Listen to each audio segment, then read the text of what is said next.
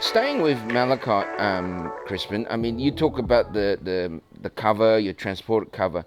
How deep are we talking about that? Because in my SEO talking, I'm thinking the transported boulders, uh, drilling through that can't be simple. Yes, there's not a lot of cover. It ranges, from a meter to on average 5 to 8 meters. So it's just a thin veneer of glacial transported material, but it's enough to, you can see in my background here, you could walk right over a multi-million ounce deposit. And if it doesn't come to surface, you'll never find it.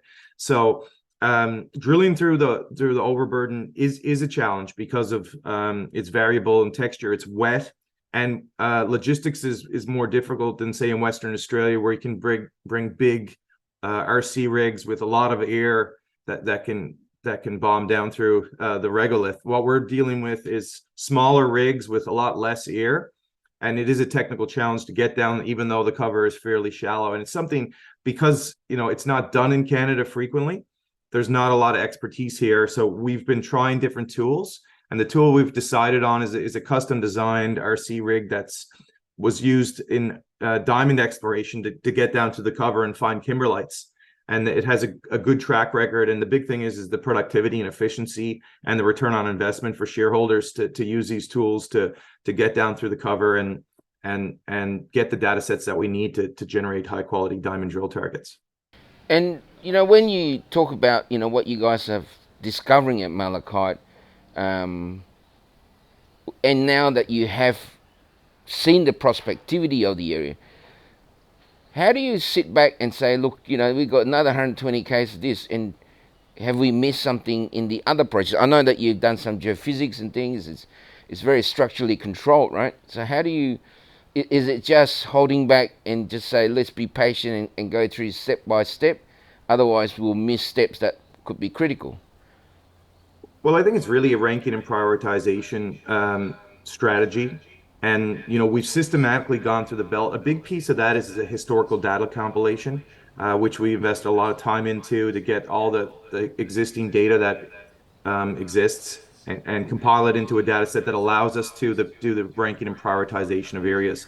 So we did a workshop last year, and we spent a full month going through the belt, chopping it up into pieces block by block, and looking at all the existing data that we have to really focus in on. So Malachite is the focus area that we have.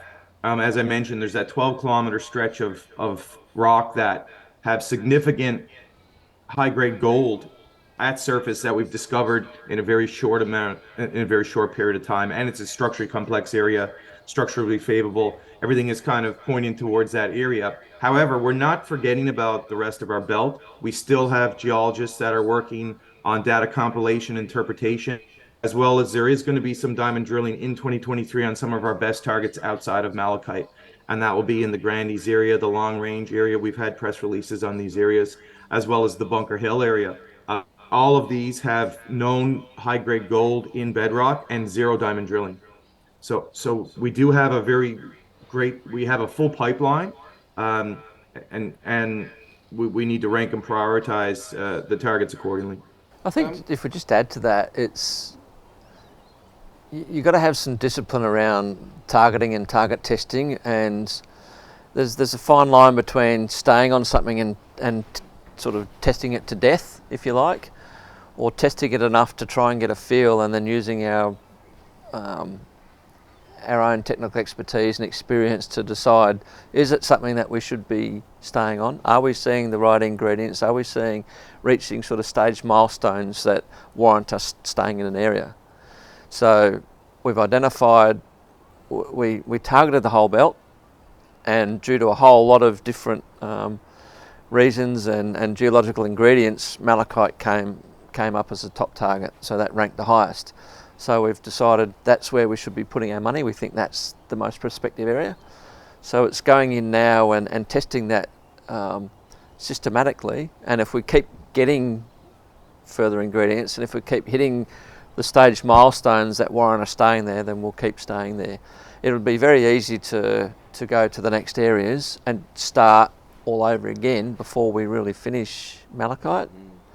But then all we end up with is a whole lot a whole lot of sort of potential anomalies, and then it's put your hands in the air and say, right, what do we do?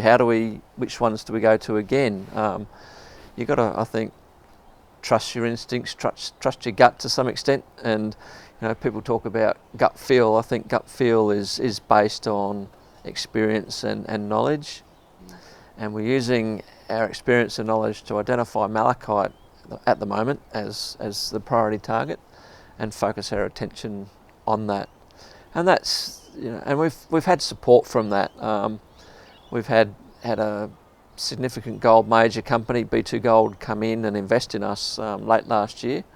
They invested a strategic placement into the company. It's the first time they've ever done that at company level, an equity investment, and that was on the basis of what they considered the quality of malachite as well, and they really liked the target area.